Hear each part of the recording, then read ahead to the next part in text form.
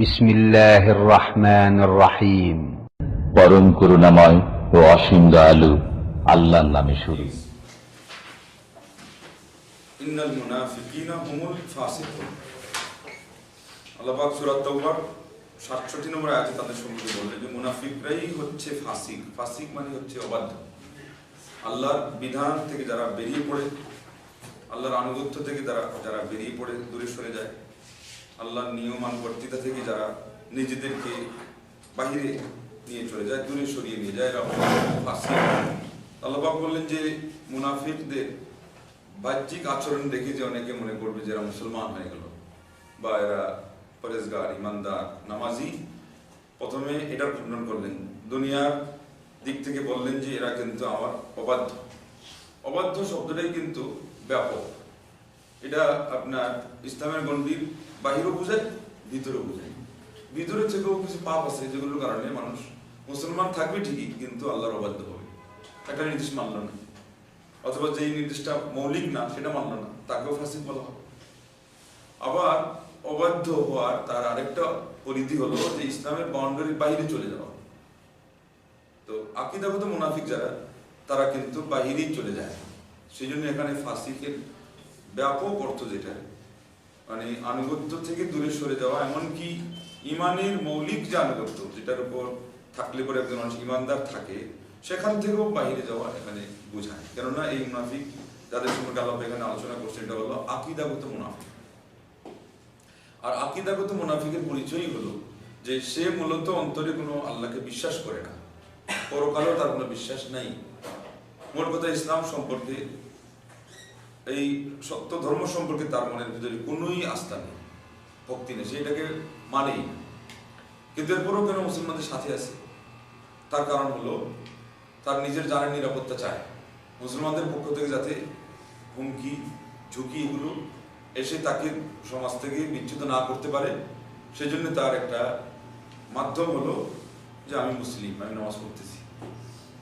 আরেকটা হলো আরো সুযোগ সুবিধা। যখন দেখবে যে মুসলমানদের পক্ষে কোনো ফয়সালা হচ্ছে আল্লাহ, এবং যুদ্ধে তাদের বিজয় আসতেছে, গনিমতের সম্পদ আসতেছে, এখানে অংশ নিয়ে নিল। আর ভিতরে ভিতরে তো যেহেতু সে কাফির, ওদের সাথে গিয়ে আঘাত করে, ওদের সাথে যখন বিজয় যাবে এবং জয়ের মালা ওরা করবে, অথবা আরো কোনো সুযোগ সুবিধা ওরা পাবে, সেখান থেকে ওটাও গিয়ে চলে আসবে। এদিকে আল্লাহ রাব্বুল আলামিন মুসলমানদের ঈমান পরীক্ষা করার একটা মাধ্যম এটাও রাখছেন যে ইনি খাঁটি মুসলমান কিনা, যে সবসময় মুসলমানদেরকে বিজয় দেননি। এবং এখানে বিরাট বড় একটা প্রশ্নেরও উত্তর হচ্ছে। প্রশ্ন অনেকেরই ইসলাম সম্পর্কে প্রশ্ন এবং আপত্তিকর প্রশ্ন এসে যায় যে ইসলাম যদি সত্য ধর্মই হবে, আল্লাহ নবী সাল্লাল্লাহু আলাইহি ওয়াসাল্লাম সত্য নবী হবে, তাহলে বিজয়টা সবসময় ইসলামের পক্ষে আসে না কেন?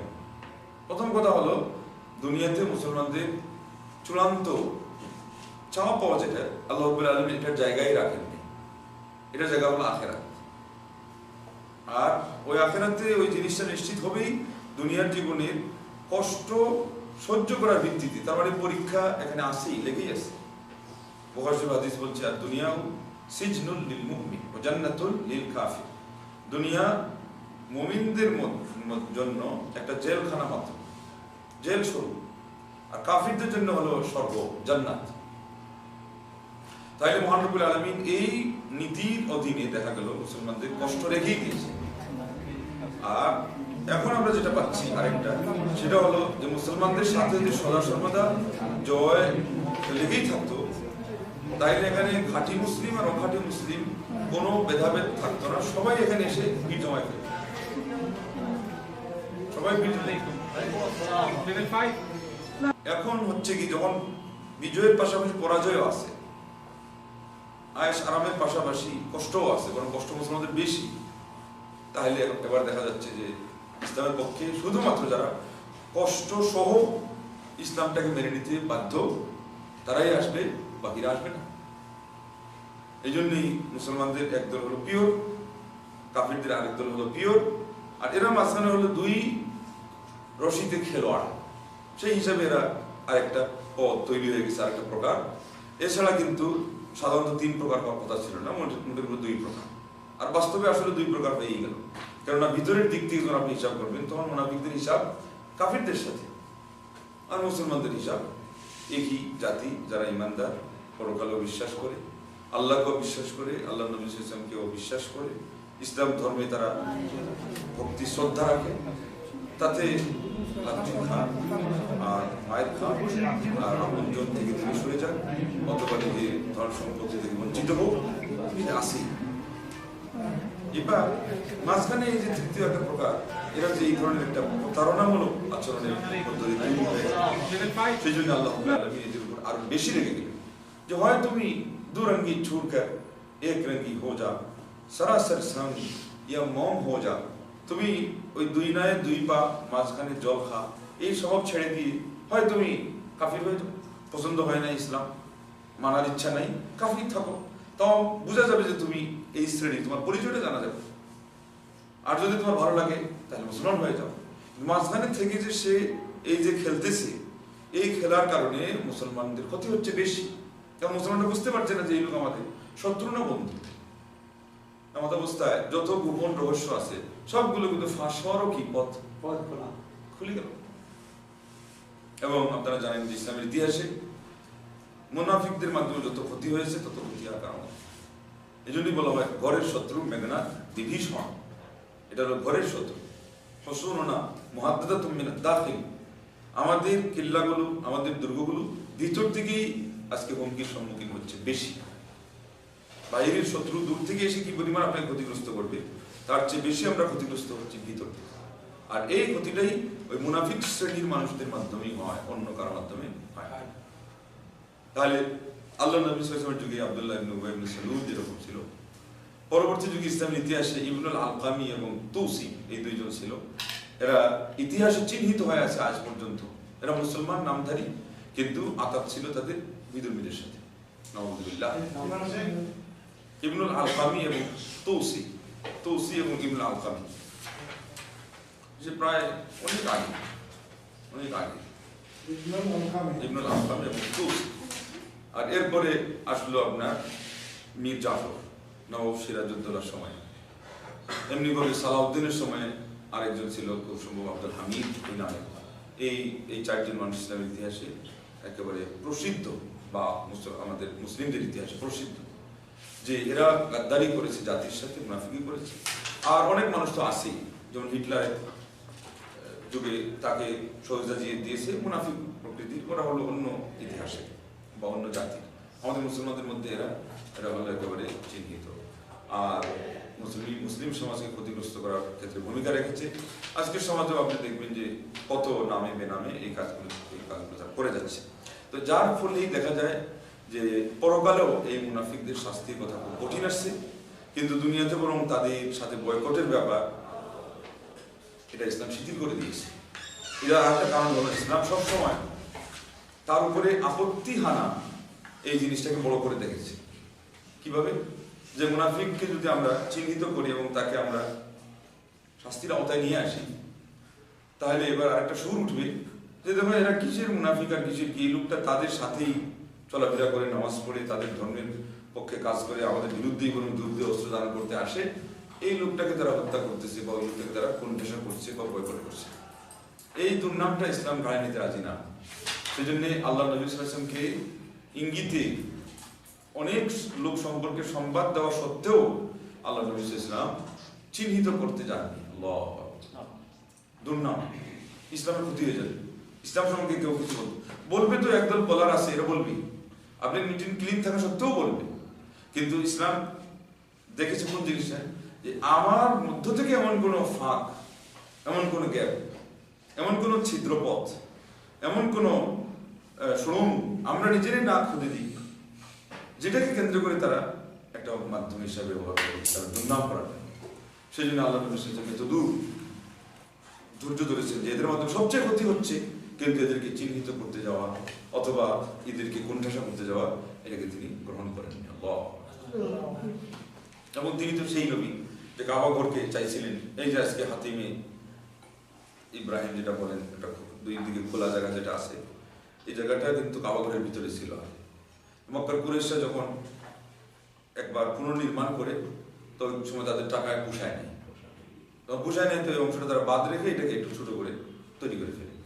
আল্লাহ নবী সাল্লাল্লাহু আলাইহি ওয়াসাল্লাম মা আয়েশাকে বলছেন বুখারী হাদিস, যে আয়েশা, তোমার সম্প্রদায়ের লোক যদি নতুন মুসলমান না হইতো, আমার মনের ভিতরে পড়ে একটা আকাঙ্ক্ষা ছিল যে কাবাঘরটাকে ভেঙে দিয়ে আবার তার পুরা অংশটা নিয়ে আমি এটাকে পুনর্নির্মাণ করতাম। কিন্তু কি কারণে করলেন না? আল্লাহ নবী সাল্লাল্লাহু আলাইহি ওয়াসাল্লাম বললেন যে তোমার জাতি নতুন মুসলমান, মানে এরা ভুল বুঝবে যে আল্লাহ নবী, এখন তো দেখছি ওই যে আমাদের কাফির থাকতে যে আমাদের বাপদারা বলতো যে ইসলামের নবী এগুলো খালি আল্লাহর ভক্তি দেখাচ্ছে, সেই ভক্তি টক্তি কিছুই বুঝে না, আল্লাহর ঘরটা পর্যন্ত ভাঙতেছে। হ্যাঁ, তাই আল্লাহ নবী মনে হয় আসলেই মিথ্যু, এবং মনে হয় আসলেই ওনার ভিতরে আল্লাহর শ্রদ্ধা নেই। দেখছেন অবস্থা? তাহলে যেই জিনিসে আঘাত থাকবে আল্লাহর শ্রদ্ধার উপরে, তো সেই জায়গায় আল্লাহর ঘর ভাঙ্গাই থাক, কিন্তু আল্লাহর উপরের ইমানটা নতুন দুর্বল কেবল কাঁচামাটির কাজ যে সাহাবারা, এদের মনের ভিতরে তাজা থাক এবং সুদৃঢ় থাক, তাতে কাবাঘরের অংশ বিশেষ বাহিরে থাক, সমস্যা নেই, কিন্তু ইমানের উপরে যেন একটা কেউ একটা আঁচ পর্যন্ত না লাগাইতে পারে।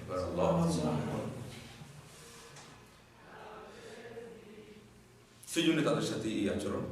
শেষ পর্যন্ত আপনারা জানলেন, এটাও যে বুখারী শরীফের হাদিসে আসছে, আব্দুল্লাহ মুনাফিকের ছেলেও আব্দুল্লাহ, যিনি সাহাবী হয়ে গেলেন, তার মনের আকুতি ধরে রাখতে গিয়ে আল্লাহ নবী সাল্লাল্লাহু আলাইহি ওয়াসাল্লাম চলে গেছিলেন, জানাজা নামাজ পর্যন্ত চলে গেছিলেন। এটা তার নিজেরই নিয়ে আবেগ নিয়ে অমর্ত্য কলার টেনে ধরে বসলেন, তার চলে গেছে। এরপরে আল্লাহ নবী সাল্লাল্লাহু আলাইহি ওয়াসাল্লাম তার এই লাশটা বের করে পর্যন্ত লালা পর্যন্ত দিলেন, হতে পারে মাফ হয়ে যাবে। তখনই তো আল্লাহ রাব্বুল আলামিন চূড়ান্ত সীমারেখা টেনে দিলেন যে ওয়ালা তুসাল্লি আলা আহাদিন মিনহুম মাতা আবাদান ওয়ালা তাকুম আলা কবরিহি, এই কুফরির উপরে যারা মারা গেছে এদের উপরে জানাজার নামাজও পড়তে পারবে না এবং তার কবরে গিয়ে তুমি দাঁড়াইতে পারবে না। আল্লাহ, সেই জন্য বুখারীর এক হাদিসে যখন তিনি তার মায়ের কবর জিয়ারত চাইছিলেন, আল্লাহ পাক এতটুকু বললেন যে যাও জিয়ারত করে আসো, খালি সালামটা দিয়ে ওখানে গিয়ে কাছে গিয়ে সাক্ষাৎ দিয়ে চলে আসবে, থামতে পারবে না, দোয়া করতে পারবে না, ক্ষমা চাইতে পারবে না। অথচ প্রথম পর্যায়ে যখন এটা নাজিল হচ্ছিল যে 70 বার ক্ষমা চাইলেও মাফ করা হবে না, তখন আল্লাহ নবী সাল্লাল্লাহু আলাইহি ওয়াসাল্লাম বলেছিলেন এত দূর যে আমি তাহলে 70 বারের বেশি ক্ষমা চেয়ে দেখি মাফ হতে পারে। লা ইলাহা ইল্লাল্লাহ, এটা হলো আল্লাহ নবী সাল্লাল্লাহু আলাইহি ওয়াসাল্লাম যে দয়া ও মায়ায় তিনি তার শত্রুর উপরেও তার দয়া ও মায়াটা এই পরিমাণ প্রভাব বিস্তার করেছিল এবং এই পরিমাণ তার প্রাবল্য এবং প্রাধান্য, এটা প্রমাণ আমরা পাচ্ছি। যাই হোক, তাহলে ইসলামের নবী দরদি মানুষ ছিলেন এতদূর যে তার সবচেয়ে বড় শত্রু তার উপরে, এবং ইসলামও কতদূর সদয় হয়ে গেল যে এদেরকে চিহ্নিত করতে গেল না। এবং আর একটা দিক পাওয়া গেল যে ইসলামের উপরে আপনার আপত্তি হানা হবে, সেটাও আরেকটা বড় কারণ ছিল যে এদেরকে চিহ্নিত করতে যাওয়া হয় নাই। কিন্তু এরা যে ক্ষতিকর এবং সবচেয়ে বড় ব্যাধি, যার ফলে পরকালে এদের শাস্তি কঠিন। সেই জন্যই আল্লাহ পাক এদের সম্পর্কে সূরা নিসার 145 আয়াতে বললেন, ইন্নাল মুনাফিকিনা ফি দারকিল আসফালি মিনান নার, এদের ঠিকানা হলো জাহান্নামেরও সর্বনিম্ন স্তর। এইবার এই জায়গাতেই তারা মাইকটা খেয়ে গেছে। আর আরেক হাদিসে আসছে তার 2টা জিহ্বা হবে, এটা সনদ বিশুদ্ধ, যে মুনাফিক ইয়াতি ইয়াউমুল কিয়ামা ওয়া লাহু লিসানানি, 2টা জিহ্বা। কারণটা কি? ওই যে 2 কালারের ছিল, এই সংজ্ঞাতে হাদিসে আসছে ইয়াতি হাউলাই বিওয়াজহিন ওয়া হাউলাই বিওয়াজহিন, মুসলমানদের কাছে এক চেহারা নিয়ে আসে, কাফিরদের কাছে অন্য চেহারা নিয়ে যায়, ওদের সাথে ওদের মতো চেহারা, মুসলমানদের সাথে মুসলমানদের মতো চেহারা। কিন্তু আল্লাহ রাব্বুল আলামিন তার এই 2 চেহারার খবর জানেন, মুসলমানরা জানে না। তো কিয়ামতের দিন আল্লাহ 2টা জিহ্বা দিয়ে প্রমাণ করে দেবেন, ইনি দেখো 2 চেহারা আল্লাহ ছিল। এবার ওই চেহারার ভিতরের যে একটা বিশেষ অঙ্গ, আর ওই অঙ্গ ব্যবহার করেই তো ওর ভাষা দিয়েই তো সলিউশন দিয়ে লেভেল দিয়ে উনি তার সব ঢাকতো। এবার ওই জায়গাতেই যে অঙ্গটা দিয়ে সেই কাজ করতো, ওখানে আমি মানুষের সামনে জাহান্নামের শাস্তি কি আমাদের মাঠ থেকে শুরু করে দিলাম যে তার 2টা জিহ্বা এরকম বের করে করে সে হাঁটবে। আল্লাহ আল্লাহ যেন আমলগত মুনাফিকদের কোনো মানুষকেও এই পর্যায়ে না পৌঁছায় দেন, কারণ এই পর্যায়ে পৌঁছাতে গেলে অনেক মুসলমানও পড়ে যাবে। ওই যার কাছে বলেন যে সালাতুন মান কুন্না ফীহি কানা মুনাফিকান খালিসান, 3টা আমল যার মধ্যে থাকবে যে খাঁটি মুনাফিক, ইন্না লিল্লাহি ওয়া ইন্না ইলাইহি রাজিউন। যদিও পার্থক্য আছে, এই পার্থক্যের মূলনীতিটা কিন্তু বারবার মনে রাখবেন, সব দিন আমরা বলতে পারবো না, 2-3 সবাই বলে দিয়েছি যে হাদিস থেকে ব্যাখ্যা নেওয়ার যে মূলনীতি কি। ওখানে যদিও বলা হয়েছে খালিসান খাঁটি, কিন্তু এই খাঁটি আমলি থাকা পর্যন্ত এই মুনাফিকের থেকে সে আলাদা। বলেন আল্লাহ, এটা হলো আকীদাগত। আকীদাগত মুনাফিকের অর্থ হলো সে আল্লাহকে মানেই না, পরকালে বিশ্বাস করেই না, আল্লাহ নবী সাল্লাল্লাহু সত্য নবী বলে জানেই না, ইসলাম ধর্ম সম্পর্কে তার কোনো আস্থাই নাই। আর আমলি মুনাফিক যেটা, এটার ভিতরে সব ঠিক আছে, সবই মানে, আমলিকে দুর্বল। আমার আল্লাহ কি এইভাবেই এত বেইনসাফি করবেন যে লোকটা তাকে মানে আর এরপরে পাপের দুর্বলতায় ফেসে গিয়ে শয়তানের ওয়াসওয়াসায় পড়ে গিয়ে অন্যায় করে ওই লোক, আর যে লোক আল্লাহকে মুঠের উপরে মানেই না, ওই দুইটাকে সমান করবে? এটা আমার আল্লাহ কে আমার তত সমান করবে? এটাকে তিনি কত পরিষ্কার ভাবে বলছেন, লা ইয়াস্তাবিল আমা ওয়াল বাসীর ওয়ালা যুলুমাতু ওয়াল আরজি ওয়ালা যুলুমাতু ওয়ালা নূর ওয়ালা যিল্লু ওয়ালা হারুর। গরম ঠান্ডা যেমন এক হয় না, অন্ধ এবং চক্ষুষ্মান যেমন এক হয় না, হ্যাঁ, এবং এই রাত এবং দিন যেমন এক হয় না, ঠিক তদ্রূপ কাফির এবং মুমিন এক হতে পারে। মুমিনদের মধ্যেই তো পাপই মূল। আর যদি সবাই ফিরিস্তা হয়ে যেত তাহলে তো আর পাপের প্রসঙ্গ থাকতোই না, পাপ সব কাফিরদের গাড়ি দিত, মুমিন মাত্রই পুণ্য নিয়ে থাকতো। ওইটাই হলো খারিজিদের আকীদা। খারিজি এই আকীদা নিয়েই তো একদল খারিজি হয়ে গেছে, নিজেরই জাহান্নামী নাই, জাহান্নামীদের কুকুর হয়ে গেছে। হাদিসে আসছিল জাহান্নামীদের কুকুর, ইন্না লিল্লাহি ওয়া ইন্না ইলাইহি রাজিউন। তাইলে হাদিসের ব্যাখ্যা খুব স্পষ্টকাতর, কিন্তু এটা ধমকের সুর। যে বলা হয়েছিল আগে যে ধমকের জন্য আল্লাহ নবী সেটা বলছেন যে এই আচরণ তার মধ্যে কেন থাকলো, যে কথা বললে মিথ্যা বলবে, ওয়াদা করলে ওয়াদা খেলাফি করবে, আর ঝগড়া করলে গালমন্দ করবে। আরেক বর্ণনায় আসছে যে সে আপনার আমানত রাখা হলে আমানত খেয়ানত করবে। এগুলো মুসলমান হিসেবে মানা হওয়া চাই না। ওই কথা বুঝে দিকে আল্লাহ নবী শক্ত করে বললেন যে খালিসান খাঁটি মুনাফিক। কিন্তু পার্থক্য এরপরও থেকে যায়, যদি তার ইমানের দিক থেকে সে মুমিনদের সাথে থাকে তাহলে কিন্তু সে ওদের থেকে পরিণতির দিকে সম্পূর্ণভাবে আলাদাইকতা মনে রাখতে হবে। যাই হোক, সূরা বাকারাতে যে বর্ণনা আসলো যে মুনাফিকদের ক্ষেত্রে 13টি আয়াত যদি মুনাফিকদেরকে নিয়ে আল্লাহ পাক আলোচনা করে, আর কাফিরদের ক্ষেত্রে কয়টা আয়াত আলোচনা করছে? মাত্র 2টা। তাইলে কাফিরদের ক্ষেত্রে 2টা, মুনাফিকদের ক্ষেত্রে 13টা। বোঝানো গেল যে মুনাফিকদের ক্ষতির দিক এটা হলো কাফিরদের তুলনায় আরো 11 পয়েন্ট বেশি এবং মারাত্মক। যাই হোক, আমরা সেখান থেকে শিক্ষায় নিব যে মুনাফিক আকীদাগত যেটা হয় সেটা অত্যন্ত মারাত্মক, আল্লাহর নিকৃষ্ট প্রাণী সৃষ্টির মধ্যে হয়। যেহেতু কাফির দিকে আল্লাহ বলছে সবচেয়ে নিকৃষ্ট, যাদের কান আছে শুনে না, চক্ষু আছে দেখে না, অন্তর আছে চিন্তা করে না। আর এই মুনাফিক হলো ওই কাফিরদের মধ্যে আবার সে বেড়া মার্কা, এবং তার মধ্যে যে বক্রতা আছে ওইটাকে আবার সে ঢাকা দিয়ে আড়াল করে মুসলমানদেরকে ক্ষতিগ্রস্ত করার জন্য, এবং সেজন্য আল্লাহকেও চায় যে ধোঁকা দিতে। আল্লাহকে কি ধোঁকা দেওয়া যায়? কারণ এখানে আঘাত থাকছে আল্লাহ পর্যন্ত। সে পরকালকে মানল, নবীকে মানল, আল্লাহকেও মানল। আচ্ছা, মানলো না তো বলুক যে মানি না, মনে মনে মানবে না, আর মুখে মুখে বলবে যে আল্লাহ তোমাকে মানি। এই জন্য আল্লাহ আরেক জায়গায় রাগ করে বলে দিলেন যে এটা হলো সূরা বাকারারই 9-10 নম্বর, ইউখাদিউনা আল্লাহ ওয়াল্লাযীনা আমানু ওয়া মা ইয়াখদাউনা ইল্লা আনফুসাহুম ওয়া মা ইয়াশউরুন। আর আরেক জায়গায় আল্লাহ বলছেন যে আল্লাহ হুয়া খাদিউহু, তারা আল্লাহকে ধোঁকা দিচ্ছে, প্রতারণা করতেছে। আল্লাহ রাব্বুল আলামিন তো প্রতারণা করেন না, এজন্য ব্যাখ্যায় বলা হয় আল্লাহ তাদের প্রতারণা যোগ্য জবাব, এবং যেই পরিমাণ পাওনা সেই পরিমাণ আল্লাহ দিবেন। আল্লাহ তো জানেন তাদের খবর, পুরস্কার তো দিবেনই না, বরং ধিক্কার দুনিয়াতেও পেল। আর সবচেয়ে বড় কথা হলো পরকালে আল্লাহ পাক তাদেরকে একটা জেনুইন কাফিরের চেয়েও আরো কঠিন শাস্তি যেহেতু দিচ্ছে। এবং কিয়ামতের ইয়ে থেকে আপনারা মাঠ থেকে দেখলেন অপমান শুরু হয়ে গেছে। কোনো কাফিরের কথা এটা আসে নাই বলে তার জিহ্বা 2টা হবে, হ্যাঁ, কিন্তু মুনাফিকের 2টা জিহ্বা। তাইলে আল্লাহ পাকের সাথে তারা যেরকম প্রতারণা করলো, মহান রব্বুল আলামিন তাদের সাথে ওইভাবে কঠিন শাস্তি ব্যবস্থা করে তাদের জবাব দিবেন। এই হলো হুয়া খাদিউহুমের অর্থ। আর মুমিনদেরকে ধোঁকা তো দিচ্ছি, কারণ মুমিনরা গায়েব জানে না, বেচারা সাধু মনের মানুষ বিশ্বাস করে বসে আছে আর এই লোকটা মুসলমান। তারা কত দরদে তারা আবেগ আপ্লুত হয়ে তার সহযোগিতা এগিয়ে আসতেছে, সুখে দুঃখে কিন্তু মুসলমান মনে করছে, অথচ সে কিন্তু ভিতরে ভিতরে হাসতেছে, ঠাট্টা করতেছে। যেন আল্লাহ সূরা বাকারা এটাও বলেছেন যে এরা হলো মুসলমানদেরকে নিয়ে ঠাট্টা করে। ওয়াইদা খালাউ ইলা শায়াতিহিম ক্বালু ইন্না মাআকুম ইন্নামা নাহনু মুস্তাহজিউন। আল্লাহ যেন নাম দিলেন যাদের সাথে ওরা মিশে, ওদেরকে আল্লাহ নাম দিলেন শয়তান। তো এরা কত বড় শয়তান, যেগুলোর সাথে মিশে ওরা কাফির, ওদেরকে আল্লাহ শয়তান বলেন। এরা প্রতারণামূলক ভাবে কুফরি করার পাশাপাশি আরেকটা আচরণ বাড়াইছে, এদেরকে আল্লাহ কি গালিটা দেবেন? ওদেরকে শয়তান বললেই আল্লাহ পাক রাগ ছেড়ে দিচ্ছেন। এবার আমাদের বোঝা দরকার যে এই প্রকৃতির যেগুলো যারা ওদেরকে পর্যন্ত মানে নিয়ে খেলা করতেছে, মুসলমানদের অন্য লেভেল দিকে তারা তামসা করতেছে, তারা কি পরিমাণ কথা। তো এবার আমরা সংক্ষেপে এটাই বলবো যে বড় নিফাক 6 প্রকার। এবার এটা আমরা আরেকটা দিক থেকে দেখতে পারি, এটা হলো নেফাকের ক্ষেত্র, এগুলো সব ক্ষেত্র। এক নম্বর হলো আল্লাহ নবী সাল্লাল্লাহু আলাইহি ওয়াসাল্লামকে মিথ্যা প্রতিপন্ন করা, মুখে বলতেছে মানি কিন্তু আসলে মানে না। 2 নম্বর নবী সাল্লাল্লাহু আলাইহি ওয়াসাল্লাম যে দ্বীন নিয়ে এসেছে তাকে তার কিছু অংশকে অবিশ্বাস বা মিথ্যা প্রতিপন্ন করা, কিছুকে মিথ্যা প্রতিপন্ন করলেও মুনাফিক হয়ে যাবে, তাহলে পুরা করলে তো আরো পরিষ্কার। রাসূল সাল্লাল্লাহু আলাইহি ওয়াসাল্লামের প্রতি শত্রুতা ও হিংসা বিদ্বেষ প্রকাশ করা, রাসূল সাল্লাল্লাহু আলাইহি ওয়াসাল্লামের এর প্রতি যে দ্বীন এসেছে তার কিছু অংশের প্রতি হিংসা বিদ্বেষ রাখা, রাসূল সাল্লাল্লাহু আলাইহি ওয়াসাল্লামের দ্বীনের অবনতিতে খুশি ও আনন্দিত হওয়া, এরা মূলত আনন্দিতই হয়, এবং আরো গিয়ে ওদেরকে বলে কাফিরদেরকে এই দেখো আজকে দিনাদের এই লস হয়ে গেছে, যেটা ওরা জানতো না, এদেরকে আরো আনন্দ দিচ্ছি। আল্লাহ রাব্বুল আলামিন তাদের উপর কি পরিমাণ রেগে যাবে। রাসূল সাল্লাল্লাহু আলাইহি ওয়াসাল্লামের দ্বীনের বিজয়কে অপছন্দ করে, তারা মূলত বিজয় পছন্দই করে, কিন্তু ওইদিকে আবার বিজয় হলে খুশি এই জন্য যে এমন কিছু একটা পাবে।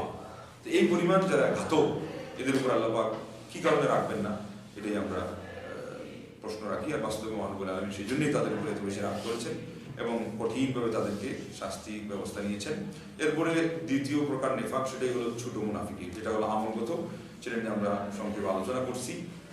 এরপরে আমরা বাকিটা আপনারা পড়ে নেবেন। যেমন এখানে বলা হচ্ছে আরবাউন মান কুন্না ফি কানা মুনাফিকান খালিসা, এখানে 4টা কথা আসছে। মান কানাত ফি খাসলাতুন মিন্না কানাত ফি খাসলাতুন মিনান নিফাক, 4টি স্বভাব যার মধ্যে থাকবে সে খাঁটি মুনাফিক হবে, আর যার মধ্যে এই স্বভাবগুলোর যে কোনো একটা থাকবে সেও মুনাফিকের আংশিক মুনাফিকের মধ্যে পড়ে যাবে, হাত্তা এটা ছেড়ে দেওয়া পর্যন্ত। তাইলে শেষে কি বলা হয়, তুমি না খানা ওই হাদ্দাথা কাযাবা ওই আহাদা গাদারা ওই খাসামা ফাজারা, বুখারী মুসলিমের হাদিস। আমানত রাখা হলে রক্ষা করবে না, কথা বললে মিথ্যা বলবে, সত্য বলবে না, ওয়াদা দিলে ওয়াদাও রাখবে না, এবং ঝগড়া করলেই সে ওই বাজে কথা বলবে, মন্দ কথা বলবে, গালিমন্দ করবে এবং এই বকাবকি করবে। তো এই জিনিসগুলো হলো ছোট মুনাফিকি। এখান থেকে আমরা পার্থক্যও জানলাম এবং বড় মুনাফিকি কি পরিচয় এবং ক্ষেত্রগুলো জানলাম। আল্লাহ আমাদেরকে এই মুনাফিকি সম্পর্কে জেনে বুঝে থেকে সচেতন হওয়ার তৌফিক দান করেন। মুসলিম সমাজে যেন এই মুনাফিকির যে বিশ্বাস, এটার মাধ্যমে আমরা আর ক্ষতিগ্রস্ত না হই। আল্লাহ আমাদের সমাজকে অন্তত এই রূপ ব্যাধি থেকে মুক্ত করুন, পরিষ্কার রাখুন। আমিন। আলহামদুলিল্লাহ রাব্বিল আলামিন। আসসালামু আলাইকুম ওয়া রাহমাতুল্লাহি ওয়া বারাকাতুহু।